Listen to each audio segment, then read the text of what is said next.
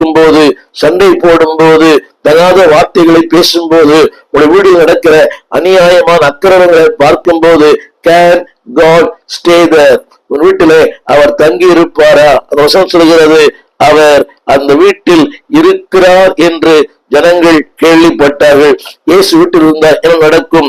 வேதம் சொல்கிறது, நிற்க இடம் போதாது. அன்பானவரே, there will be a fullness. உன் வாழ்க்கையில இடம் போதாத அளவுக்கு கர்த்தர் உங்களையும் உங்கள் குடும்பங்களையும் உங்களுடைய பிள்ளைகளையும் ஆசீர்வதிப்பார். இன்றைக்கு தேவனால் உயர்த்தப்பட்ட, தேவனால் ஆசீர்வதிக்கப்பட்ட அத்தனை பேருடைய வாழ்க்கையிலேயும் காரணம் என்னவென்றால், இயேசு அவருடைய வாழ்விலே வந்தார், இயேசு அந்த குடும்பத்திலே வந்தார், இயேசு அந்த வீட்டுக்குள்ளே பிரவேசித்தார். என்னை கேட்டுக்கொண்டிருக்கிற அன்புதே பிள்ளையே, என்னுடைய வாழ்க்கையில 1970 ஆண்டு ஆகஸ்ட் மாதம் இயேசு என் வாழ்க்கையிலே பிரவேசித்தார். அவனுடைய விளைவு என்னவென்றால், வேதம் சொல்கிறது, திரளான ஜனங்கள் முன்னும் பின்னும். நான் சொல்ல வந்த 2 காட்சி சொல்ல விரும்புகிறேன். ஜனங்கள் உங்களை தேடி வருவார்கள்.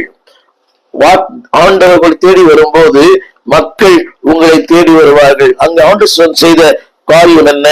அங்கே அவர்களுக்கு வசனத்தை போதித்தார். அந்த வீடே ஒரு ஜெப ஆலயமாய் மாறிற்று. அந்த வீடே ஒரு வேத பாடசாலையாய் மாறிற்று.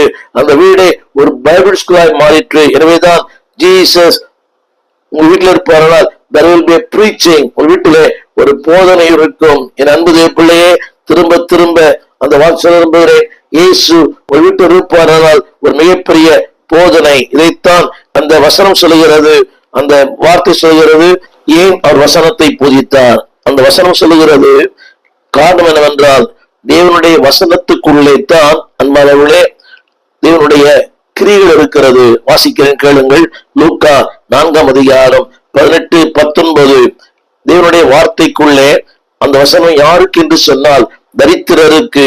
வசனம் சொல்லுகிறது, தரித்திரருக்கு சுவிசேஷம். அது மாத்திரமல்ல, இருதயம் நறுங்குண்டவர்களுக்கு குணமாக்க, சிறைப்பட்டவர்களை விடுவிக்க, குருடருக்கு பார்வை கொடுக்க, நொறுங்குண்டல் விடுதலையாக்க தேவனுடைய வார்த்தை. why Jesus preach? அந்த வீட்டிலே ஏன் ஆண்டவர் அந்த வசனத்தை அவளுக்கு போதித்தார்? மார்க்கு 2:2.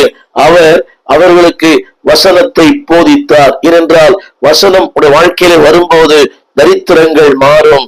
இரண்டாவது, உங்கள் வாழ்க்கையில நறுங்குண்ட இதயம் குணமாகும்.